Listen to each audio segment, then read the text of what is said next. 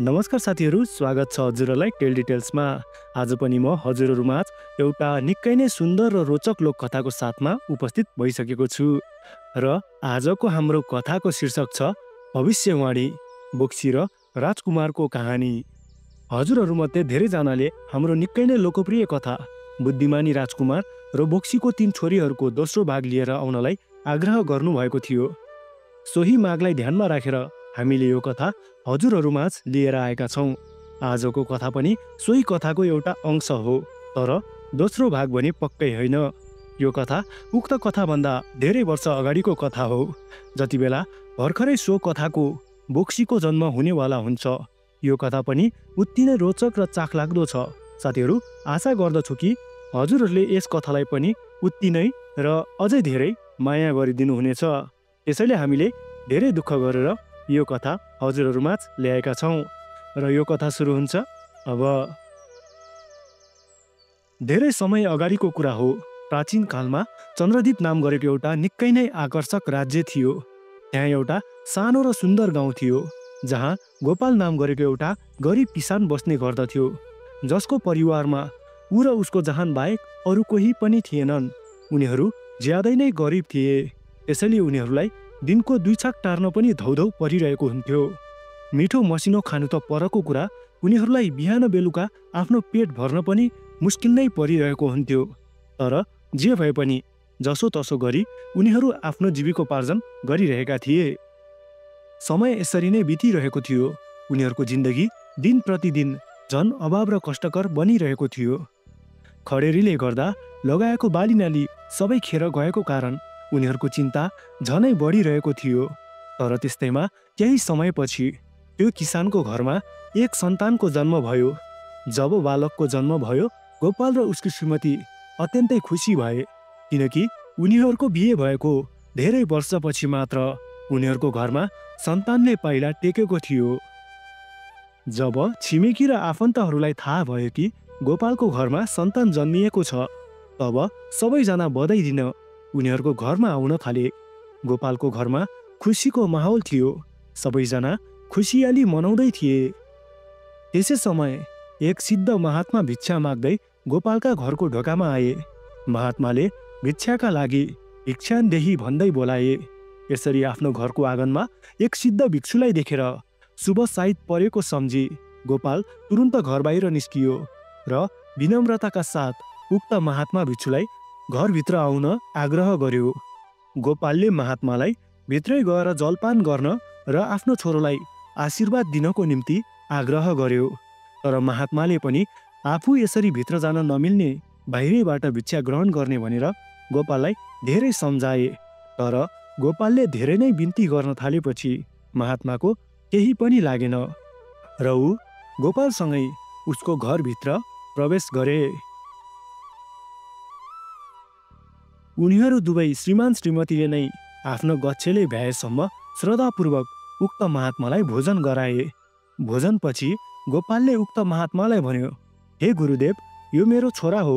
कृपया यसलाई यस्तो आशीर्वाद दिनुहोस् कि यसले जीवनमा कहिले हामीले जस्तो दुःख खेप्नु नपरोस्।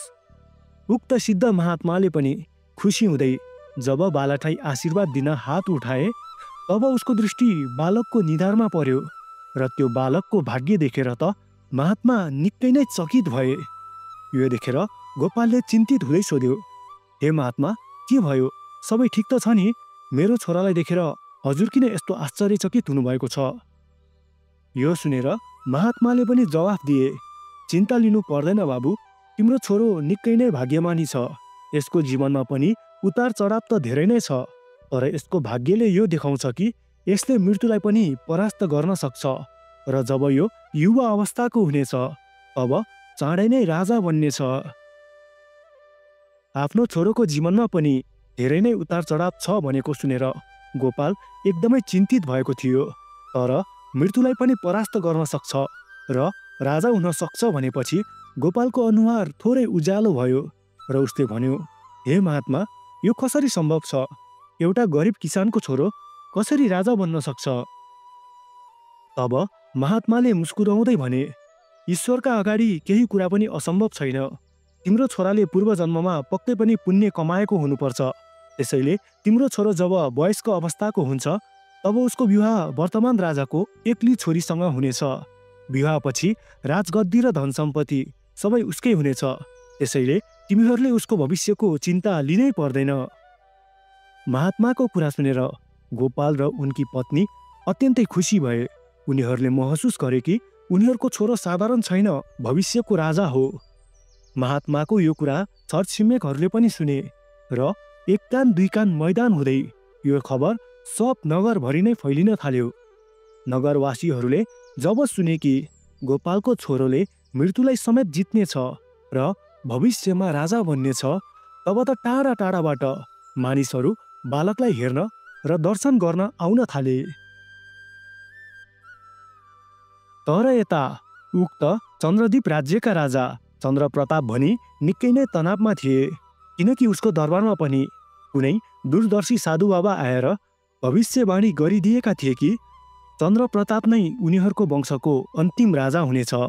त्यसपछि चन्द्रप्रतापको वंशबाट त्यो शासन फुत्किनेछ र त्यस राज्यमा अरू नै कुनै वंशको शासन हुनेछ। साधुको यो कुरा सुनेर राजा निकै नै आँतिए र आखिर कसरी हाम्रो पतन हुन्छ भनेर साधुसँग सोधे। अब साधुले पनि जवाफ दियो कि म सबै कुरा तिमीलाई भनेर भविष्य त टार्न सक्दिनँ, तर यति बुझ कि यसमा बोक्सीहरूको सबैभन्दा ठुलो हात हुनेछ।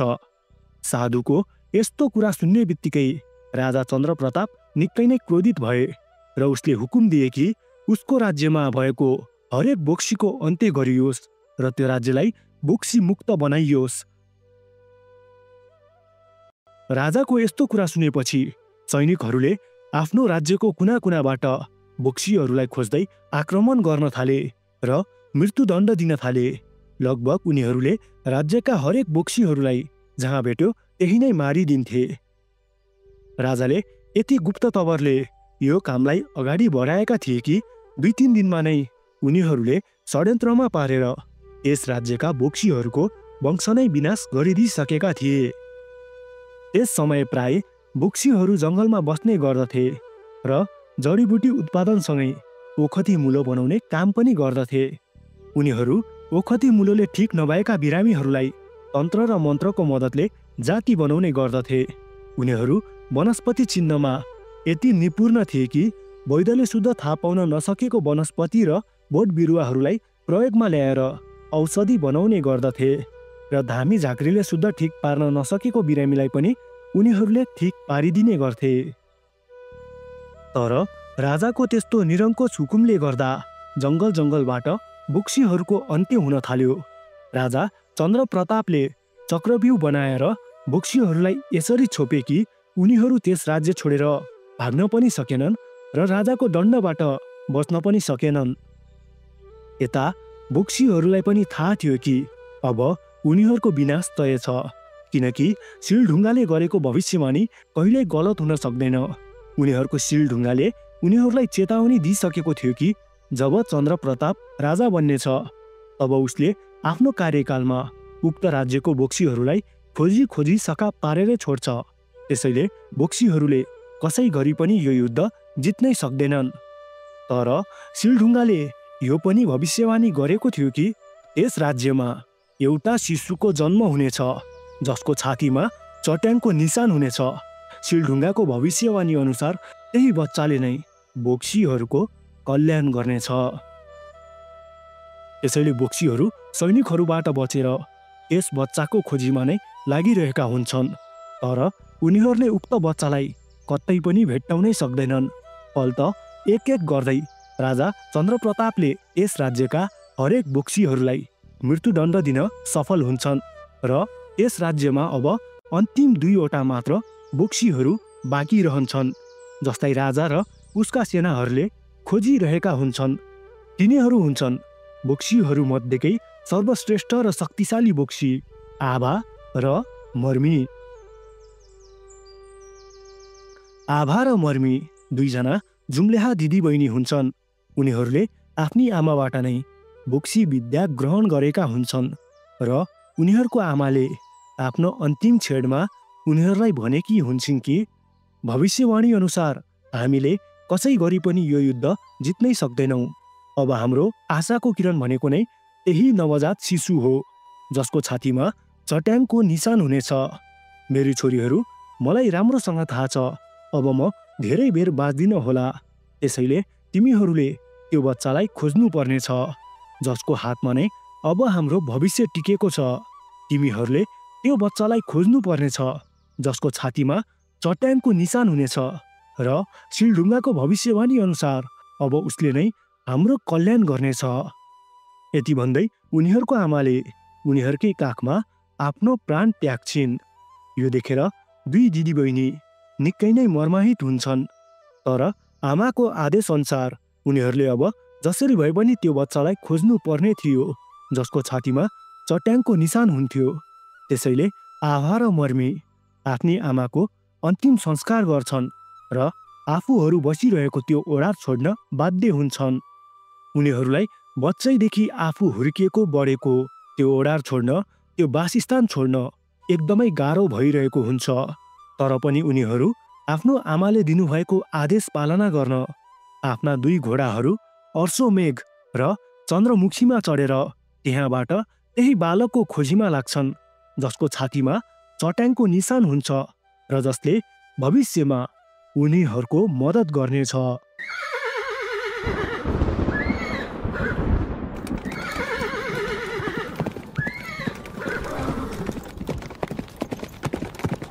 उनीहरू दुई दिदीबहिनीहरू भागिरहेका हुन्छन् भने सैनिकहरू पनि उनीहरूलाई खोज्दै र पछ्याउँदै आइरहेका हुन्छन्। उनीहरू आफ्नो कौशलले सैनिकहरूलाई छक्क्याउँदै बस्न सफल भइरहेका हुन्छन्। तर समस्या त तब पर्छ जब रात पर्न थाल्छ र अँध्यारो हुन्छ, किनकि उनीहरू जुन घोडामा चढिरहेका थिए रातको अन्धकारमा सैनिकहरूले उनीहरू भागिरहेको दिशा सजिलै पत्ता लगाउन सक्थे, किनकि मर्मीले सवारी गरिरहेको त्यो खैरो रङको चन्द्रमुखी घोडा रातको समयमा घोर सवार हुँदा चन्द्रमा जस्तो झलमल्ल चम्किन्थ्यो र वरपर 2 कोससम्म दूरी उज्यालो बनाउँथ्यो। त्यही झलमल्ल उज्यालो देखेर रातको समयमा सैनिकहरूले तुरुन्तै थाहा पाउन सक्थे कि उनीहरू कहाँ भागिरहेका छन्। र अर्को थियो आभाले सवारी गरिरहेको अर्सोमेघ, जुन कालो रङको थियो। त्यो अर्सोमेघ घोडा जब कराउँथ्यो आकाशबाट मेघ गज्रन थाल्थ्यो र चट्याङ खस्न थाल्थ्यो। त्यो घोडा निकै नै फुर्तिलो त थियो, तर त्यसले चट्याङ नखाइकन धेरै दूरी पार गर्नै सक्दैनथ्यो। जब त्यो थाक्छ तब त्यसलाई मेघको आवश्यकता पर्थ्यो र त्यो ठुलो स्वरले कराउँथ्यो र आफूमाथि मेघ बर्साएर चट्याङ खान्थ्यो। र यही बिना बादलको चट्याङ देखेर सैनिकहरूले तुरुन्तै थाहा पाउन सक्थे कि उनीहरू कहाँ भागिरहेका छन्। तर ती दिदीबहिनीहरू आफ्ना घोडाहरू छोडेर भाग्न पनि सक्दैनथे। त्यसैले मर्मीले एउटा गतिलो योजना बनाउँदै आभालाई भनिन् कि हामी यसरी सँगसँगै भागेर काम छैन। यदि समातियौँ भने दुवैजनाको ज्यान जान सक्छ। त्यसैले हामी अब भिन्न भिन्नै दिशातिर लाग्नुपर्छ र आमाले भने जस्तो त्यो बच्चालाई खोज्नुपर्छ जसको छातीमा चट्याङको निशान होस्। त्यसैले त दक्षिणतिर लाग र म उत्तरतर्फ लाग्छु। यदि भाग्यले बाँचियो भने भोलि पश्चिमको अविरल नदी छेउमा भेटौँला। मर्मीको कुरा आबालाई ठिकै त लाग्छ, तर सिपाहीहरूले चन्द्रमुखी घोडाको उज्यालो प्रकाश देखेर उनीहरूलाई पछ्याइरहेका थिए र चन्द्रमुखी घोडा मर्मीले चलाइरहेकी थिइन्। त्यसैले एक्लै एक्लै भाग्दा सिपाहीहरूले मर्मीलाई मात्र पछ्याउँथे र सिपाहीहरूले भेट्टाइहाल्यो भने पनि तिनीहरूको सामना गर्न मर्मी एक्लै नै हुन्थिन्। त्यसैले पनि आभा आफ्नी बहिनी मर्मीको साथ छोड्न चाहँदैनथिन्। तर मर्मीले आभालाई भनिन् कि यसरी दुईजना समातिनुभन्दा एकजना समातिनु धेरै नै उत्तम हुन्छ। त्यसैले म सैनिकहरूको ध्यान भड्काउँछु र त जसरी भए पनि त्यो बच्चालाई खोज। आभालाई यति आदेश दिँदै मर्मी उत्तर दिशातर्फ लागिन्। आभालाई पनि मर्मीको कुरा ठिकै लाग्छ र ऊ पनि अब त्यो बालकलाई खोज्न दक्षिण दिशातर्फ लाग्छिन्।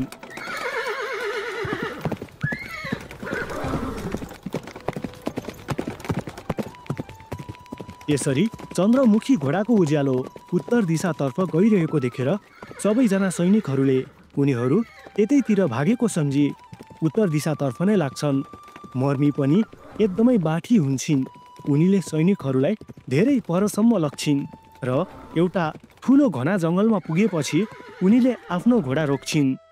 तब घोडा रोकिने बित्तिकै जङ्गल एकदमै चकमन्न अँध्यारो हुन्छ, किनकि चन्द्रमुखी घोडा दौडिरहेको समयमा मात्र चम्किने हुन्छ। जब मर्मी घोडाबाट उत्रिन्छन्, त्यो घोडा आफै चम्कन कम हुँदै फेरि अन्धकार हुन थाल्छ। यसपछि मर्मीले त्यो घोडालाई एउटा तलाउमा लगेर घोडाको घाँटीसम्म पानी आउने गरी डुबाउँछिन् र आफू भने एउटा निकै नै अग्लो रुखमाथि चढेर सैनिकहरूको प्रतीक्षा गर्न थाल्छिन्। तर यता सैनिकहरू भने अब चन्द्रमुखी घोडाको उज्यालो निभेपछि कहाँ जाने भएर रणभुल्ल हुन थाल्छन्। उता आभा पनि भाग्दै भाग्दै धेरै टाढा पुग्छिन्। रात छिप्पिन लागिसकेको कारण अब अँध्यारोमा उनीलाई कहाँ जाने हुन थाल्छ। त्यसैले आज कतै आराम गर्नु पर्यो र भोलि बिहानै फेरि उक्त बालकको खोजीमा निक्लिनु पर्यो भन्दै उनीले वरपर कतै आराम गर्ने ठाउँ खोज्न थाल्छिन्। त्यस्तैमा उनको आँखा ठ्याक्कै एउटा घरमा जान्छ र त्यो अरू कसैको घर नभएर गरिब किसान गोपालकै घर हुन्छ। उनीले आफ्नो घोडा किसानको घर बाहिर रोक्छिन् र ढोका ढकढक्याउन थाल्छिन्। यसरी राति हुँदो ढोका ढकढक्याएको आवाज आएर किसान बाहिर निस्कन्छ र को रहेछ भनेर हेर्दा उसले आभालाई देख्छ। आभाले किसान गोपाललाई आफू धेरै टाढाबाट आएको र आफूलाई बास चाहिने कुरा बताउँछिन्। गोपालले पनि साँझमा आएको पाहुना भगवानकै रूप हुने हो भनेर उनीलाई फर्काउन चाहँदैन र घरभित्र नै बसाउँछ। आभाले घरभित्र प्रवेश गर्ने बित्तिकै गोपालको नवजात शिशु रुन थाल्छ।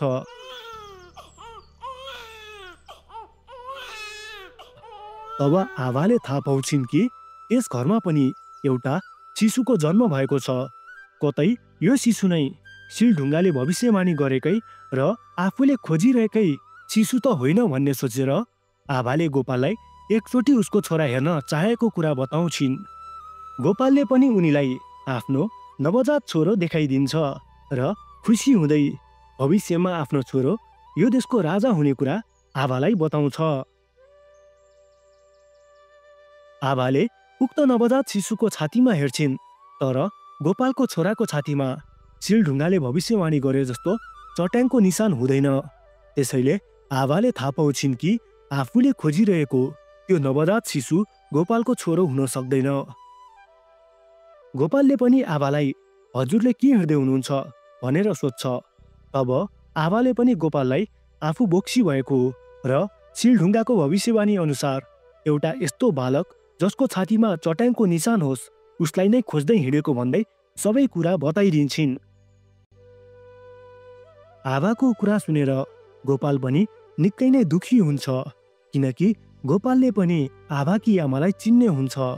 गोपालले बताउँछ कि आफू सानो बेलामा धेरै बिरामी हुने गर्दा आभाको आमाले नै आफ्नो उपचार गरेको र गरिब बिरामीहरूले वैद लगाउन नसक्ने हुँदा उहाँ त गरिबहरूको लागि भगवानकै अर्को रूप हुनुहुन्थ्यो भनेर आभाको आमाको गुणगान गाउँछ र आफूलाई मन लागेसम्म यहाँ बस्नुस् भन्दै आभालाई बस्न आग्रह गर्छ। तर आभाले पनि आफ्नो आमाको आदेश अनुसार आफूले उक्त बच्चालाई खोज्नै पर्ने र आफू यहाँ बस्दा सिपाहीहरूले थाहा पाएर तपाईहरूलाई दुःख दिन सक्ने कुरा बताउँछिन्।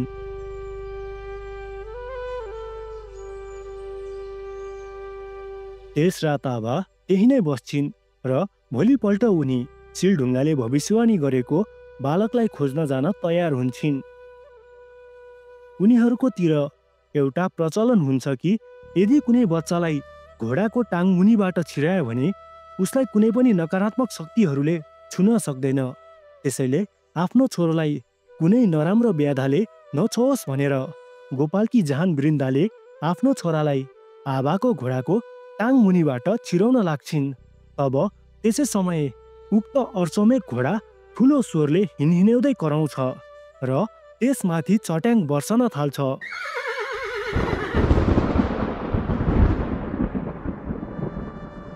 दुर्भाग्यवश त्यो चट्याङले गोपालको छोरालाई पनि लाग्छ र त्यो शिशुको तुरुन्तै त्यहाँ नै उत्तिनै खेर मृत्यु हुन्छ। आफ्नो छोरा यसरी मरेको देखेर गोपाल र उनकी जान एकदमै आत्तिन्छन् र रुन थाल्छन्। उनीहरूले आबालाई आफ्नो तन्त्र शक्तिको मद्दतले आफूहरूको एक्लो छोरालाई बचाइदिनको लागि आग्रह गर्छन्। हुन त यो अवस्थामा सिपाहीहरूको सामना गर्न आबालाई जुनसुकै बेला पनि धेरै शक्तिको आवश्यकता पर्ने हुन्छ। तर यी दिन दुखी र गरिबहरूको एउटै मात्र झिनो आशा उनीहरूको छोरा हुन्छ, जसको मुख हेरेर नै उनीहरू बाँचिरहेका हुन्छन्। अब यदि यो बच्चाले पनि उनीहरूलाई छोडेर गए भने उनीहरू बाँच्न नसक्ने भन्दै किसान र उनकी जहानले आबालाई धेरै बिन्ती गर्न थाल्छन्।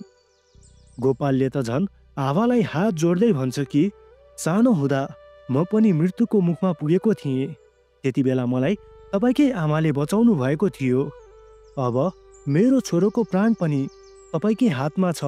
त्यसैले बिन्ती छ हजुर, जसरी भए पनि मेरो छोरालाई जीवन दान दिनुहोस्, मेरो छोरालाई बचाइदिनुहोस्।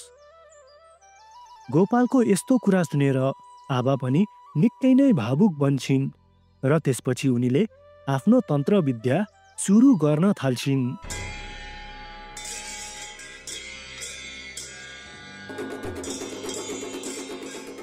उक्त बच्चाको प्राण फर्काउन आबाले त्यो बच्चाको शरीरमा लागेको चट्याङलाई फेरि आकाशतर्फ नै फर्काउनु पर्ने हुन्थ्यो। त्यसैले एउटा हात उक्त बच्चाको छातीमा र अर्को हात आकाशतर्फ फर्काउँदै आबाले आफ्नो मन्त्र पढ्न सुरु गर्छिन्।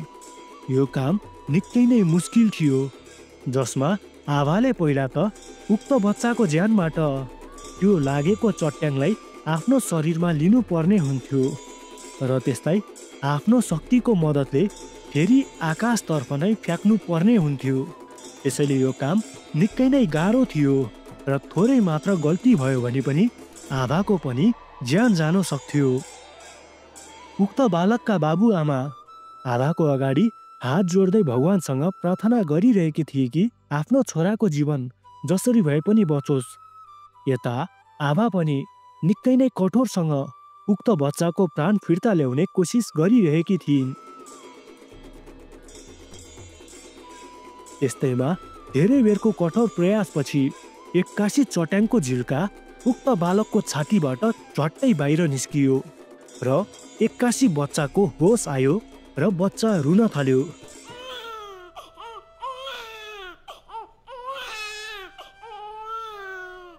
आफ्नो बच्चाको यसरी होस आएको देखेर गोपाल र उसकी श्रीमती निकै नै खुसी भए र एक अर्कालाई ढाडस दिन थाले। तर त्यो विधि भने अझै सम्पूर्ण रूपमा पुरा भएकै थिएन, किनकि त्यो बच्चाको शरीरबाट निस्किएको चट्याङ अझै बच्चाको छाती बाहिर नै आबाको हत्केला वरपर सल्बनाउन मात्र थालेको थियो। अब उनीले त्यसलाई आफ्नो हत्केलाले शरीरभित्र तान्दै आफ्नो अर्को हत्केलाको मद्दतले आकाशतर्फ फ्याँक्नु पर्ने हुन्थ्यो, नत्र फेरि त्यो चट्याङ उक्त बच्चाको शरीरभित्र नै प्रवेश गर्थ्यो। त्यसैले उनीले त्यो चट्याङलाई हत्केलाबाट आफ्नो शरीरभित्र प्रवेश गराउने कोसिसमा नै थिइन्। तर एक्कासी एउटा तीखो बाण हावाको गतिमा आएर आबाको हात छेड्यो। त्यो त्यही दाहिने हात थियो जुन हातले आबाले उक्त शिशुको शरीरबाट चट्याङ निकाल्दै थिइन्। बाणको चोटले त्यो विधि भङ्ग हुन पुग्यो। आबाको हात लुलो हुन गयो। फलस्वरूप त्यो चट्याङ फेरि उक्त बालककै शरीरभित्र प्रवेश गर्न लाग्यो। यो देखेर गोपाल निकै नै आँतियो र उसले तीर आएतर्फ फर्केर हेर्यो। त्यहाँ एक हुल सैनिकहरू हातमा तरवार, धनुष र भाला जस्ता हतियारको साथमा घोडसवार भएर उनीहरूतर्फ नै अगाडि बढिरहेका थिए।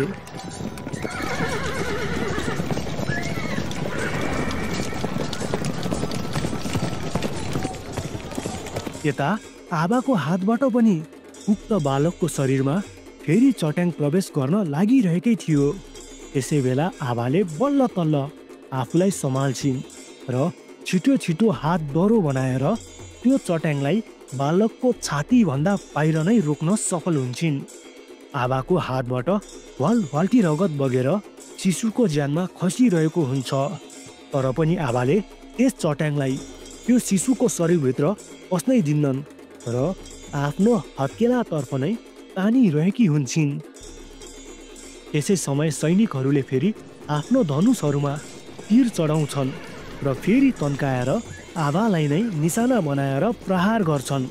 यो देखेर शिशुको बुबा गोपालले पनि आबालाई बचाउन अगाडि बढ्छ र आबालाई छेप्दै त्यो तीरहरू त्यो बाणहरू आफ्नो शरीरमा थाप्छ।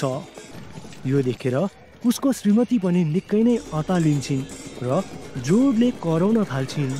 सैनिकका ती तीरहरूले गोपालको छाती छेड्नै लागेको मात्र के हुन्छ, अब एक्कासी ठुलो स्वरमा घोडा हिँडाएर कराएको आवाज आउँछ र गोपाललाई कालो बादलले छेकेको जस्तो महसुस हुन्छ।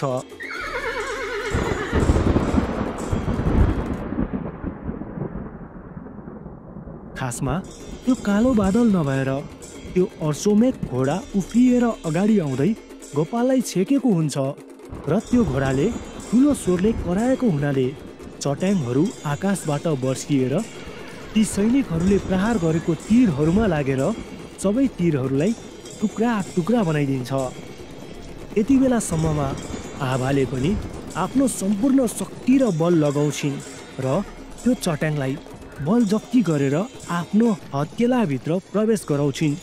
त्यो चट्याङ आबाको हत्केला हुँदै पाखुराबाट शरीरतर्फ प्रवेश गर्न थाल्छ र त्यस चट्याङले अघि भर्खरै उनको हातमा गाडिएको तीरलाई त भित्रैबाट टुक्रा टुक्रा बनाउँदै फोडेर बाहिर निकाल्दै माथितर्फ सर्न थाल्छ र उनको छातीभित्रबाट अर्को हातको पाखुरा हुँदै हत्केलाबाट त्यो चट्याङ माथि आकाशतर्फ नै फर्किन्छ।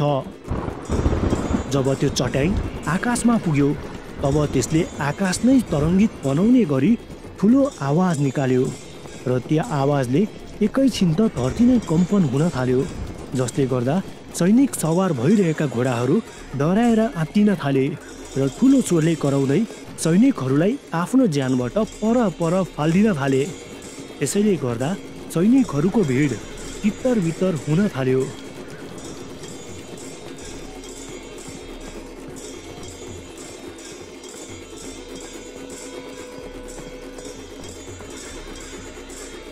आबा निकै नै कमजोर भइसकेकी हुन्छन्, जसले गर्दा उनी सैनिकहरूको सामना गर्ने स्थितिमा नै थिएनन्। त्यसैले उनीले आफ्नो अर्सोमेक घोडालाई बोलाउँछिन् र त्यसमा चढेर त्यहाँबाट उनी फरार हुन्छन्।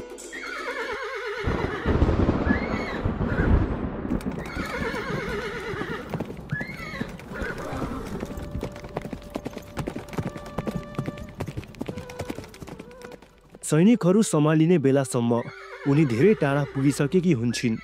त्यसैले सैनिकहरू पनि छिटो छिटो उठेर घोडामा चढ्दै आभालाई खोज्न निस्कन्छन्।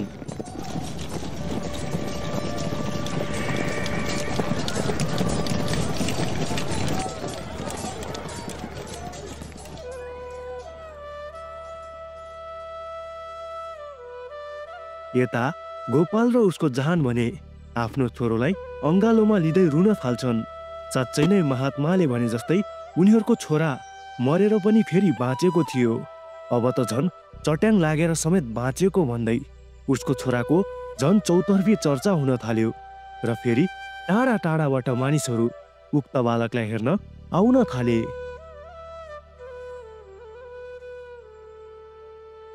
उता त्यस नगरको राजा भने बोक्सीहरूदेखि रिसले चुर भएर आफै हतियार उठाएर मैदानमा उत्रिसकेको थियो।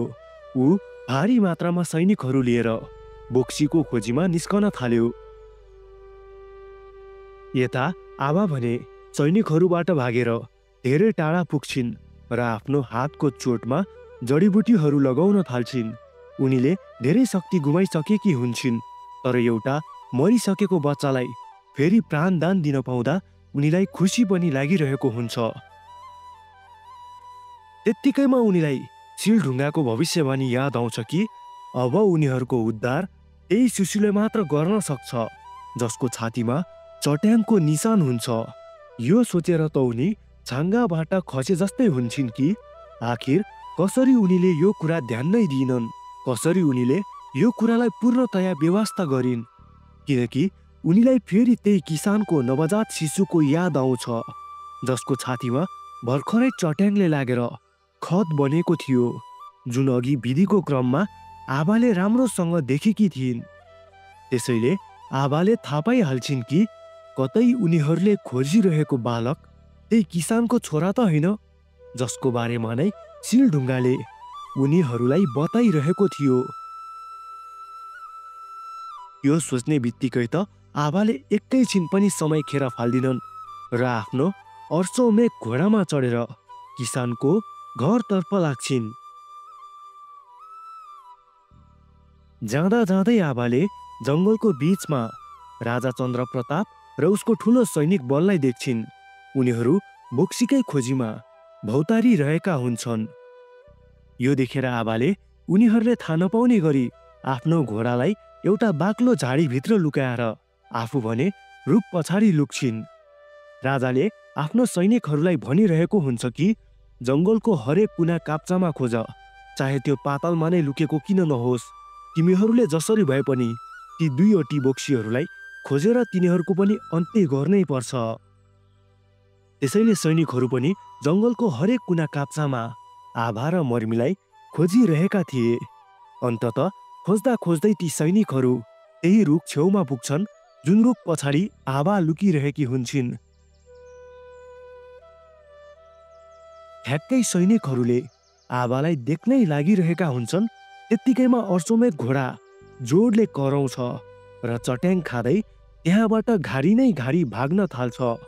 यो देखेर राजा र सैनिकहरू पनि त्यो घोडालाई पछ्याउन थाल्छन्।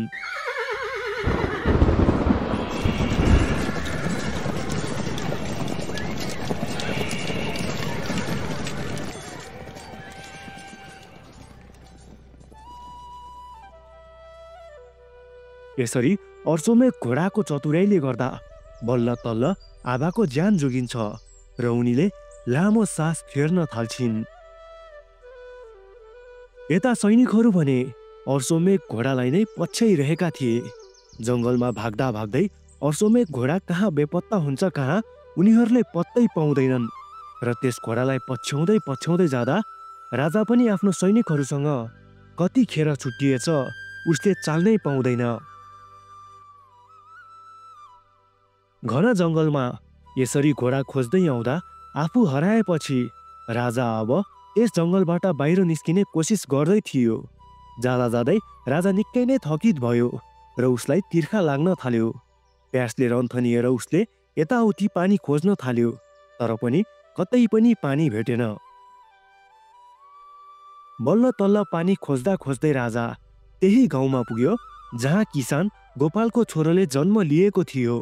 गाउँ नजिकै एक कुटी थियो जहाँ एक साधु ध्यानमग्न देखिन्थे। यो देखेर राजा उनी कहाँ पुगे। यसरी लखतरान भएर आएको राजालाई देखेपछि साधु पनि आफ्नो आसनबाट उठेर राजाको सत्कारमा लाग्यो र राजाले पनि साधुको सामु जलको लागि आग्रह गर्यो। साधुले जल ल्याइदिएपछि राजाले तिर्खा मेटिने गरी पियो। त्यसपछि साधुलाई धन्यवाद दिँदै राजा त्यहाँबाट जान मात्र लागेको थियो, तब ठ्याक्कै उसको नजर किसान गोपालको घरतिर जाँदै गरेका मानिसहरूमा पर्यो। यो देखेर राजालाई अचम्म लाग्यो। त्यसैले यत्रो एकहुल मानिसहरू कहाँ जाँदैछन्, कतै कुनै पर्व त छैन भन्ने सोचेर राजाले उक्त साधु महात्मालाई प्रश्न गर्यो, हे गुरुवर, यी सबै मानिसहरू कहाँ जाँदैछन्, कतै कुनै पर्व छ कि के हो? त्यसपछि उक्त महात्माले पनि जवाफ दिन्छन्, महाराज, यी सबै मानिसहरू गोपालको घरतर्फ जाँदैछन् जहाँ केही समय अघि एक विशेष बालकको जन्म भएको छ जो मृत्युलाई पनि परास्त गरेर बाँचेको छ। उसको छातीमा चट्याङको निशान छ र निधारमा राजयोग छ। यो सुनेर राजाले अचम्म मान्दै सोध्छ, राजयोग? कस्तो राजयोग गुरुवर? त्यसपछि महात्माले पनि मुस्कुराउँदै भन्छन्, उक्त बालक यो राज्यको भावी राजा बन्ने छ महाराज। महात्माको यस्तो कुरा सुनेर त राजा निकै नै आश्चर्यचकित हुन्छ र भन्छ, हे महात्मा, म यो कुरा कदापि स्वीकार्न सक्दिनँ कि त्यो बालक हाम्रो राज्यको राजा बन्न सक्छ। किनकि यस राज्यको राजा त स्वयं म नै हुँ। अब भन्नुहोस् कसरी त्यो एउटा गरिब किसानको छोरा मेरो राज्यको राजा बन्न सक्छ? म यो कदापि हुन दिन्न। राजाको कुरा सुनेर महात्माले शान्त स्वरमा जवाफ दिन्छन्, महाराज, कसैको भाग्य न त हामी मानिसहरूले बनाउन सक्छौँ न त बिगार्न नै। विधाताले जे लेखेर पठाएको छ त्यो त भएर नै छोड्छ। त्यसैले त्यो भाग्यमानी बालकलाई पनि त्यो राज्यको राजा बन्नबाट कसैले पनि रोक्नै सक्दैन। त्यो बालक 18 वर्षको हुँदा तपाईँकी छोरीसँग उसको विवाह हुनेछ र पछि उनै यो नगरको राजा बन्नेछ।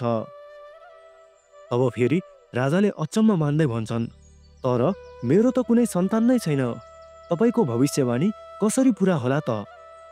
तब उक्त महात्माले पनि जवाफ दिन्छ, महाराज, आजको ठिक 7 महिनापछि तपाईँकी रानीको कोखबाट एक कन्या जन्मने छिन्। त्यो कन्या नै त्यो किसानको छोराको पत्नी बन्ने छिन् र त्यसपछि ऊ यो राज्यको राजा बन्नेछ। राजालाई पहिले नै अर्का साधुले भनिसकेका हुन्छन् कि उसको स्त्रीको गर्भमा एउटी कन्याले मात्र बास गर्ने छिन्।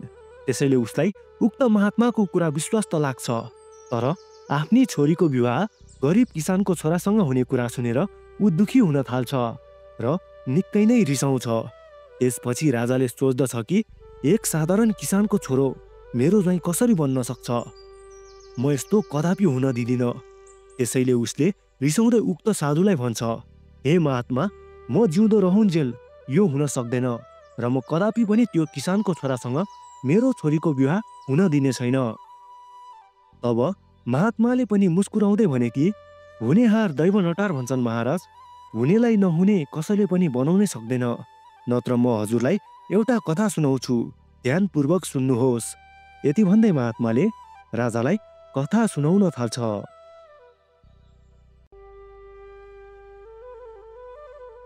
परापूर्व कालमा कैलाश पर्वत भन्दा अलि तल एउटा ठुलो वृक्ष थियो, जहाँ एउटा बाज र एउटा भँगेरो बस्ने गर्दथे।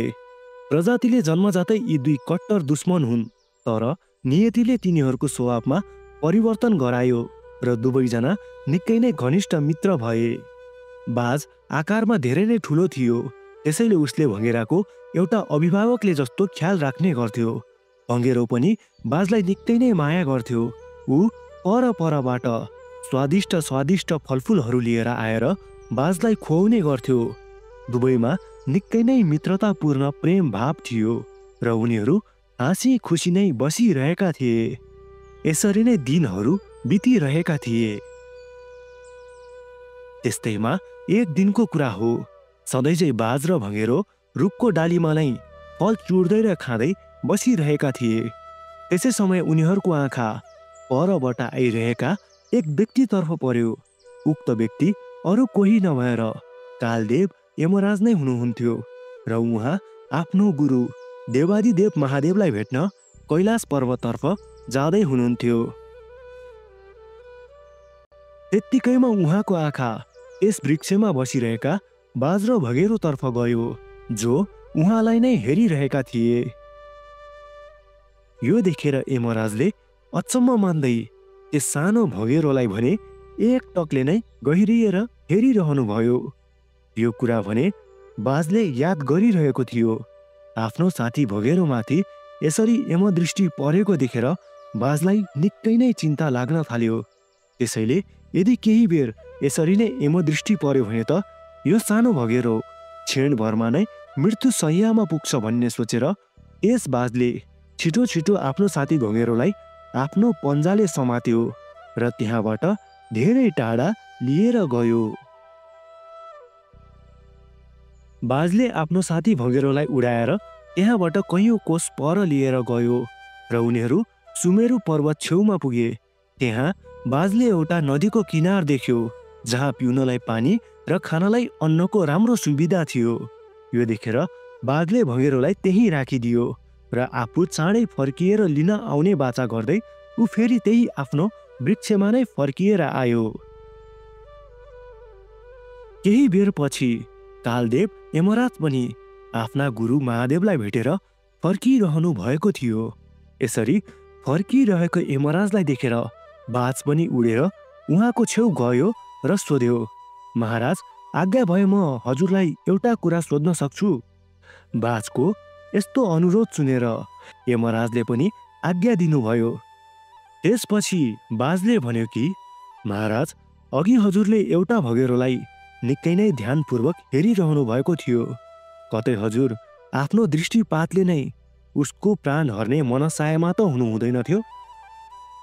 उक्त बाजको यस्तो प्रश्न सुनेर यमराजले पनि मुस्कुराउँदै जवाफ दिनुभयो, होइन होइन, त्यस्तो केही पनि होइन बाज। खासमा त्यो भँगेराको मृत्यु त अबको केही समयमा नै यहाँबाट कैयौँ कोस पर सुमेरु पर्वत छेउ नदीको किनारमा एउटा सर्पको डसाइबाट हुन लेखेको थियो। त्यसैले म त यो सोचेर आश्चर्यचकित हुँदै थिएँ कि बिचरो यो भँगेरो यति सानो छ, यसको पखेटा पनि यति छोटा छोटा छन्। बिचरा यसले यति छोटो समयमा नै यति लामो दूरी पार गरेर कसरी सुमेरु पर्वत छेउ पुग्न सक्छ होला, जहाँ उसको कालले उसलाई पर्खिरहेको छ। म त यही सोचेर नै आश्चर्यचकित भइरहेको थिएँ। यमराजको यस्तो कुरा सुन्ने बित्तिकै त बाजको त सातो पुत्लो उड्यो। उसले थाहा पाइहाल्यो कि उसले कति ठुलो गल्ती गरेको थियो। उसको साथी भँगेरो, जसलाई ऊ प्राणभन्दा पनि बढी माया गर्थ्यो र यमराजको दृष्टिबाट बचाउन खोजेको थियो, खासमा उसले त आफै त्यो भँगेरोलाई मृत्युको मुखमा पो धकेली दिइसकेको रहेछ। यो सोचेर उसलाई ज्यादै नै पश्चाताप हुन थाल्यो। त्यसैले महाराज, भाग्य, कर्म र कर्ता त पहिलेदेखि नै निर्धारित हुन्छन्। यदि हामीले छेक्न खोज्छौँ भने पनि हामी त झन् त्यो नतिजाको सहायक मात्र बनिरहेका हुन्छौँ। जसरी भँगेरोको त्यो नतिजाको लागि बाज सहायक बन्यो। त्यसैले त भनिन्छ नि, हुनेहार दैम नटार। महाराज, भाग्यमा जे लेखिएको छ त्यो कसैले पनि मेट्नै सक्दैन।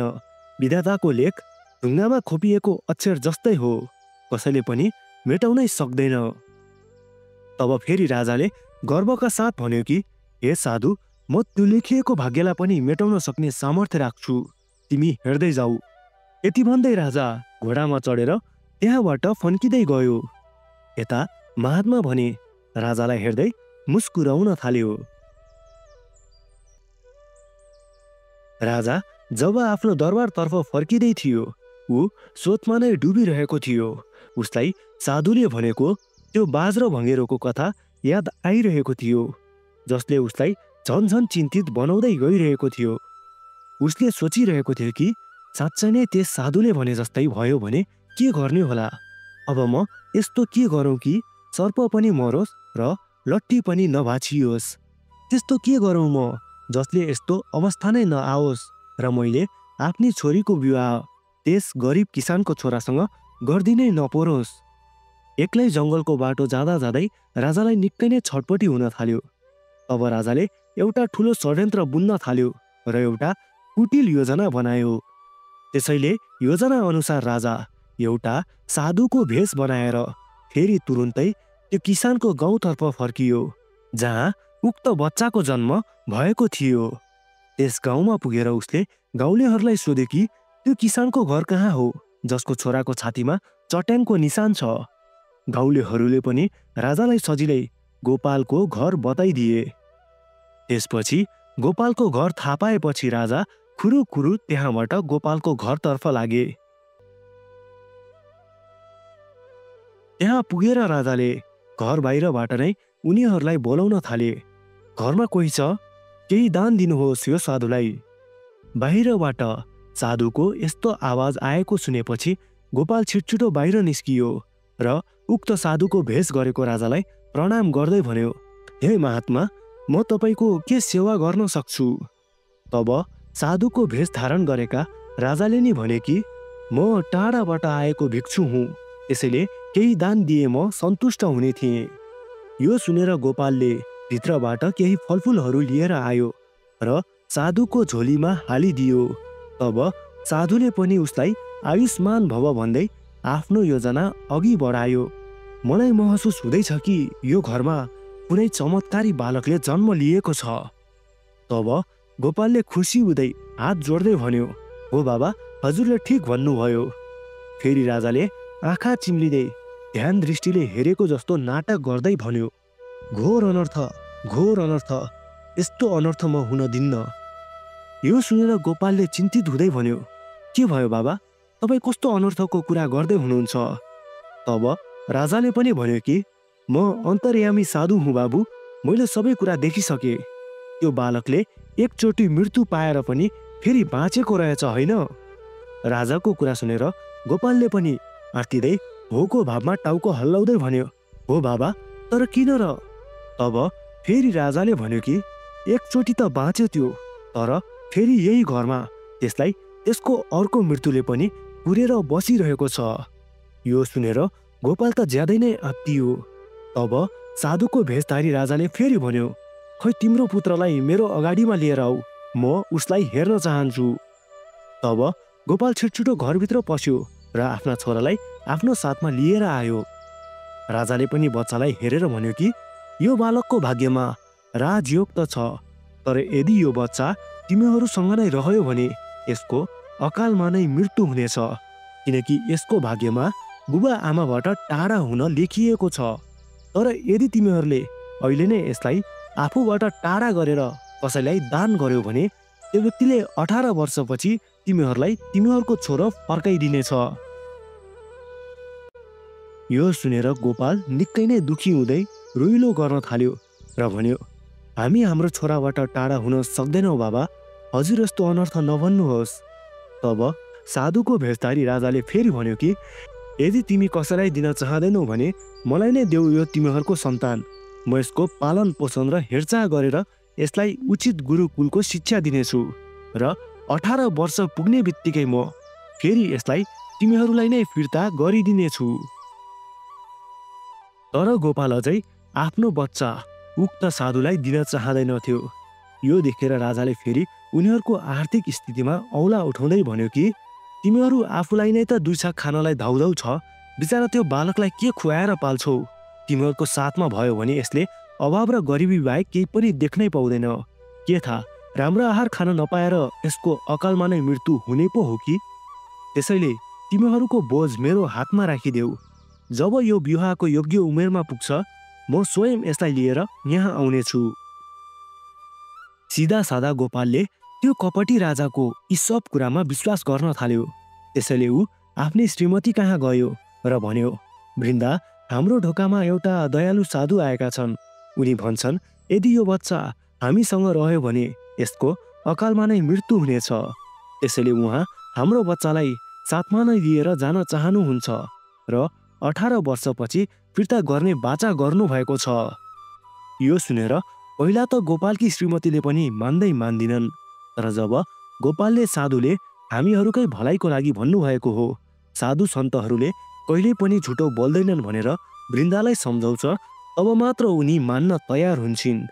उनीलाई पनि लाग्न थाल्छ कि यसरी आफ्नो छोराको अकालमा नै मृत्यु हुनुभन्दा बरु ऊ आफूहरूसँग टाढा नै बसोस्।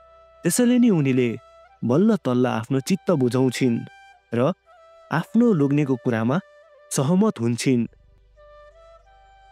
दुवैजना आँखा आँसुले भिजाउँदै बच्चालाई लिएर घरबाट बाहिर आउँछन् र त्यो आफ्नो बालकलाई साधुको हातमा राखिदिन्छन्।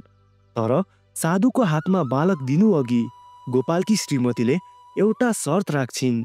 उनीले भन्छन् कि जब मेरो छोरा 18 वर्षको हुन्छ तब तपाईँले हामीलाई यो बालक फिर्ता गर्नै पर्छ, नत्र हजुरलाई भगवानको श्राप लाग्नेछ। तब साधुको भेषधारी राजाले पनि कुटिल मुस्कानको साथमा भन्छ, मलाई तिमीहरूको सबै शर्त स्वीकार छन्। म तिमीहरूको बच्चालाई तिमीहरूले भन्दा अझ राम्रो पालन पोषण गर्नेछु। त्यसैले विलम्ब नगरिकन मलाई यो बालक देऊ, मलाई धेरै टाढा जानु छ। यसरी त्यो गरिब किसान दम्पतिले आफ्नो हृदयको टुक्रा एक मात्र भएको छोरा पनि त्यो छलकपटी राजाको हातमा सुम्पिए र त्यो बालक लिएर राजा खुरुखुरु त्यहाँबाट आफ्नो बाटो लागे। भने गोपाल र वृन्दाले भने आफ्नो आँखाले भ्याउन्जेलसम्म आफ्नो छोरालाई हेरी मात्र रहे। उनीहरूले टाढा टाढासम्म आफ्नो त्यो एक्लो छोरोलाई हेरी मात्र रहे।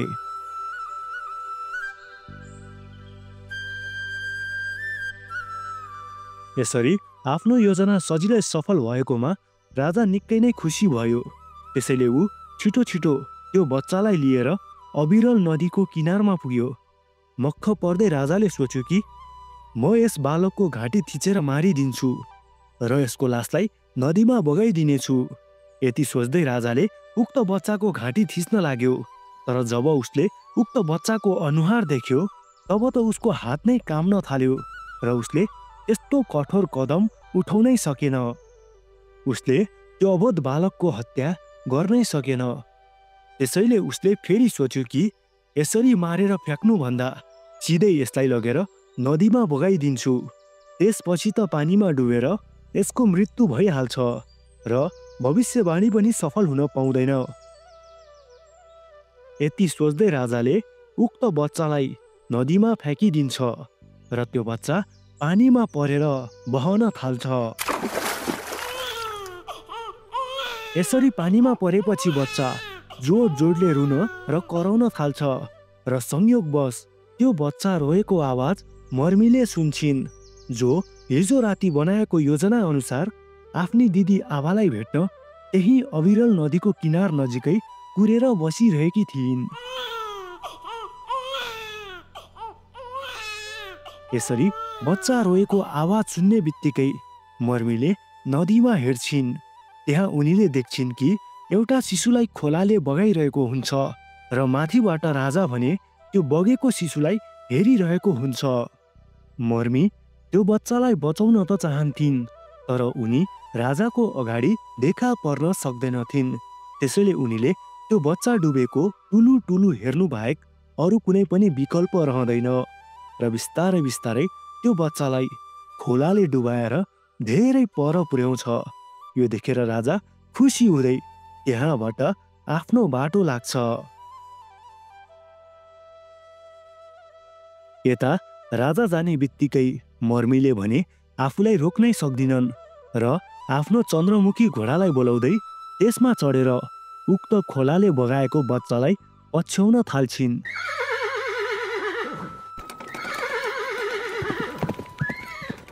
यसरी उक्त बगाइरहेको बच्चालाई पछ्याउँदै उनी धेरै टाढा पुग्छिन्।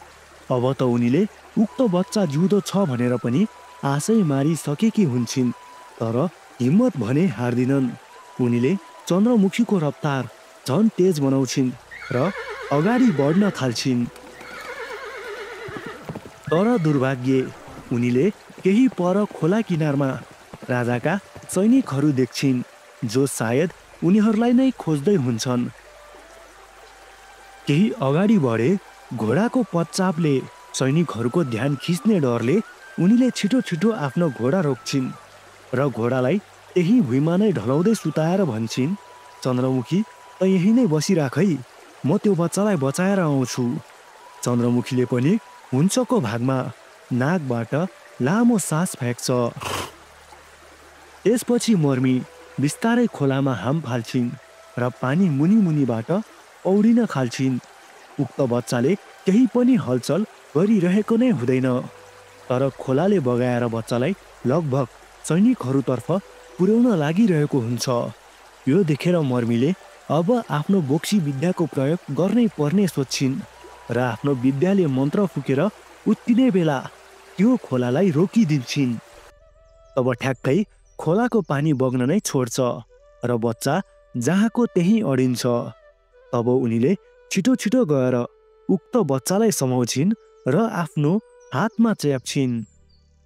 त्यसपछि फेरि उनीले आफ्नो बोक्सी विद्याको मद्दतले खोलालाई उल्टाइदिन्छिन् र त्यो खोला पछाडितर्फ बहन थाल्छ, जसले गर्दा उनीलाई फेरि आफ्नो चन्द्रमुखी घोडातर्फ नै पुग्न सजिलो हुन्छ। उनीहरू आरामले बगेर यथास्थानमा नै पुग्छन्।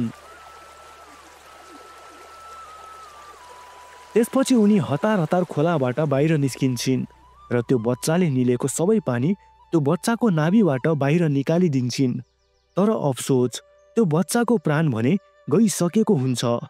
त्यो बच्चा एकदमै चिसो र सासविहीन भइसकेको हुन्छ। यो देखेर मर्मी एकैछिन त खङ्ग्रङ्गै हुन्छन् र दुखी हुन थाल्छिन्।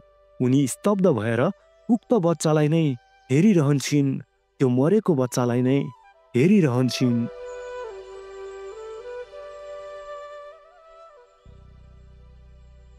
यता त्यही पर बसिरहेको सैनिकहरूमध्ये एक सैनिकलाई प्यास लागेर आउँछ। त्यसैले पानी पिउनलाई ऊ खोलामा आउँछ र पानी पिउन थाल्छ। ढिटमरुन्जेल पानी पिएपछि जब त्यो सैनिक फेरि फर्केर जान लाग्छ तब पो उसलाई अचम्म लाग्छ। उसले आफ्नो आँखाले केही अजीब देखेको जस्तो महसुस गर्छ र फेरि पछाडि खोलातर्फ फर्किएर हेर्छ।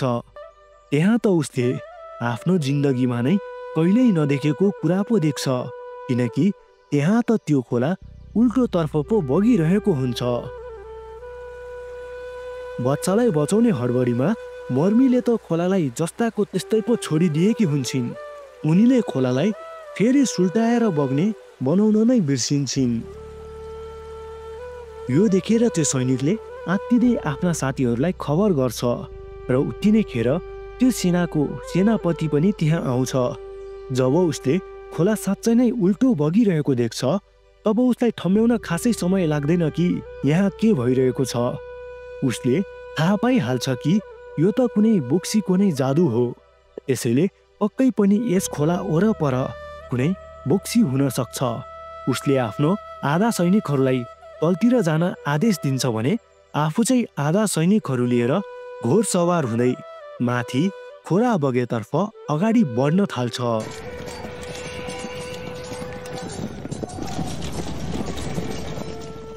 यता मर्मीले त्यो मरेको बच्चालाई धेरै बेर हेरेर शोक मनाउन थाल्छिन्। त्यसपछि त्यो बच्चाको आयु यति नै रहेछ भन्ने सोचेर चित्त बुझाउँदै आफूलाई सम्हाल्छिन्। उनीले अब जे भए पनि त्यो बच्चाको अन्तिम विधि गरिदिने सोचेर एउटा ठुलो खाल्डो खनिन् र त्यो बच्चालाई त्यही खाल्डोभित्र हालिदिइन्। त्यसपछि उनीले बिस्तारै बिस्तारै त्यस बच्चालाई गाड्नको निमित्त शरीरमाथि माटो हाल्न थालिन्। तर त्यसै समय एक्कासी परबाट एउटा तीर उड्दै आएर त्यो बच्चाको छातीमा रोपियो। यो देखेर मर्मीले तीर आएतर्फ फर्केर हेरिन्। त्यहाँ त सैनिकहरू दलबलका साथ हात हतियार सहित उनीतर्फ अगाडि बढिरहेका हुन्छन् र त्यस सेनाको सेनापतिले उक्त तीर चलाएको हुन्छ। एउटा अबोध बालकको छातीमा यसरी तीर लागेको देखेर मर्मी रिसले आगो हुन थाल्छिन् र आफ्नो युद्ध नगर्ने प्रतिज्ञा सबै भुल्छिन्।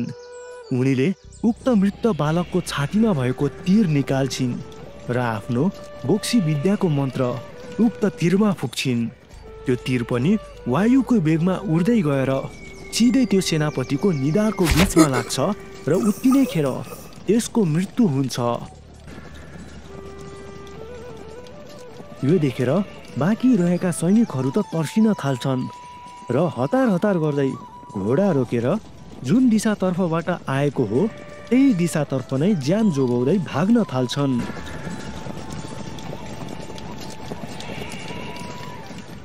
यो देखेर मर्मीले त्यही हदसम्म आफूलाई सम्हाल्छिन् र पुनः त्यही मृत शिशुतर्फ हेर्छिन्। उनीले उक्त शिशुको तीर गाडिएको छातीमा निहाल्छिन्।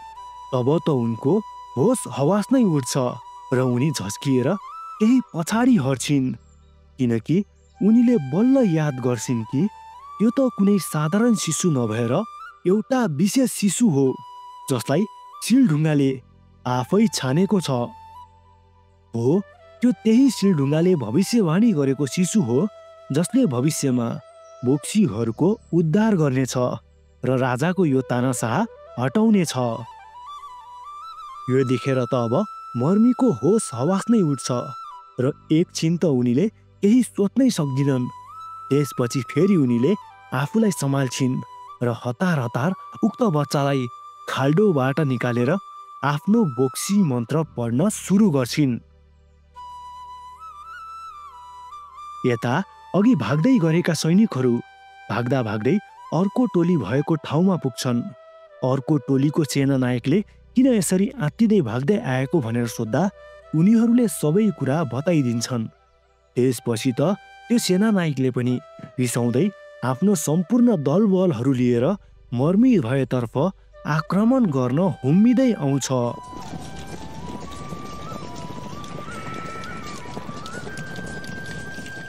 यता मर्मीले आफ्नो बोक्सी विद्याको मद्दतले उक्त शिशुलाई होसमा ल्याउने कोसिस गरिरहेकी हुन्छन्। तर त्यो प्राण गइसकेको बच्चाको ज्यान तस्को मस पनि भइरहेकै थिएन। त्यही पनि उनीले घनघोर प्रयास गरेर आफ्नो सम्पूर्ण शक्ति लगाउँछिन्। तब मात्र बल्ल तल्ल उक्त बच्चाको होस आउँछ र उसले आफ्नो मुखबाट पानी खोक्दै रुन थाल्छ। त्यो शिशुलाई बचाउनलाई मर्मीले आफ्नो सम्पूर्ण शक्ति खर्च गरेर उनी पुरै शिथिल भएकी हुन्छन्। तर त्यो बच्चा रोएको देखेर भने मर्मी एकदमै खुसी हुन थाल्छिन्।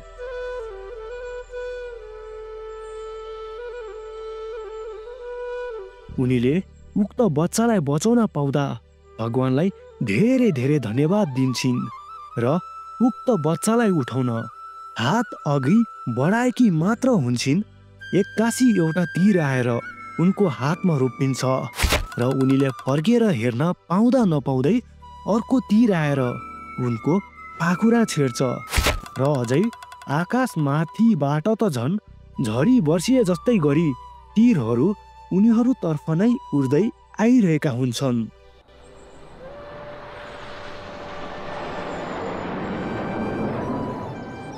यसरी वर्षा वृष्टि जस्तो तीरहरू आफूहरूतर्फ नै आइरहेको देखेर मर्मीले कुनै पंक्षीले पखेटाले आफ्नो बच्चालाई ढाके जस्तो गरी आफ्नो ज्यानले त्यो शिशुलाई पुरै ढाक्छिन् र ती सयौं तीरहरू आएर मर्मीको शरीरको यत्र तत्र रोपिन थाल्छन्। एकपछि अर्का तीरहरूले मर्मीको शरीर छेड्न थाल्छन्।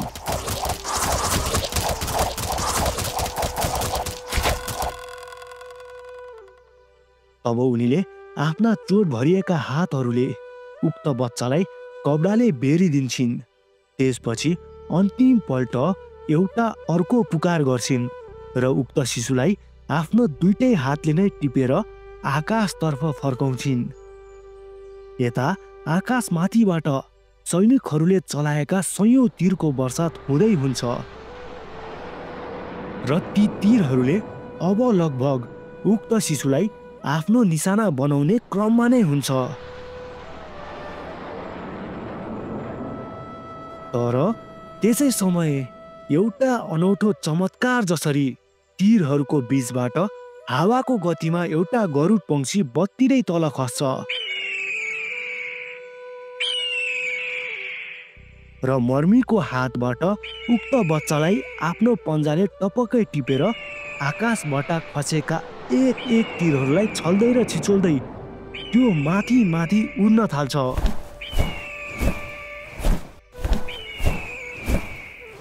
र अन्ततः त्यो गरुडले सयौं तीरहरूको बीचबाट उक्त शिशुलाई बचाएर त्यहाँबाट लग्न सफल हुन्छ।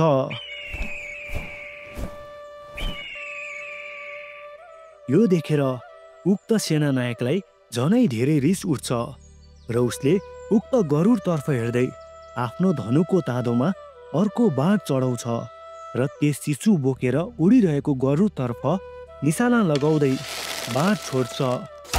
त्यो तीखो बाण पनि वायुकै वेगमा गएर त्यो उडिरहेको गरुडको शरीर छेड्न सफल हुन्छ र त्यस गरुडले पनि आफ्नो पन्जाबाट उक्त बच्चालाई जमिनमा खसाउँदै आफ्नो प्राण त्यागेर तल खस्छ।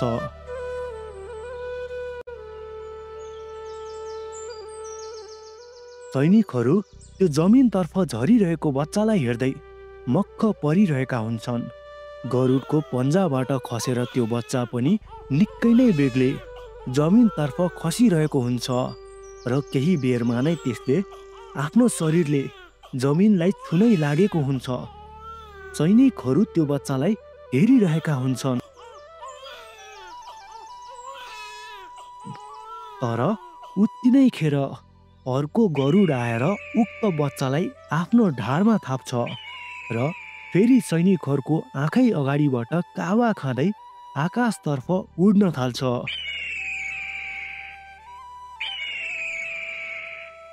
यो देखेर सेनानायकले फेरि त्यो अर्को गरुडतर्फ हेर्दै आफ्नो धनुको तादोमा बाण चढाउँछ र त्यस शिशुलाई आफ्नो ढाडमा बोकेर उडिरहेको गरुडतर्फ निशाना लगाउँदै बाण छोड्छ। त्यो तीखो बाण फेरि पनि वायुकै वेगमा गएर त्यो उडिरहेको गरुडको घाँटी छेड्न सफल हुन्छ र घाँटीसँगै उक्त बच्चालाई बेरेको कपडा पनि छेड्छ। त्यसपछि त्यो गरुडको उत्तिनै खेर मृत्यु हुन्छ र त्यो जस्ताको तस्तै आफ्नो पखेटा फिजाउँदै आकाशबाट तल तल खस्न थाल्छ र त्यो गरुड सँगसँगै त्यसको ढाडमा भएको बच्चा पनि तल तल खस्न थाल्छ।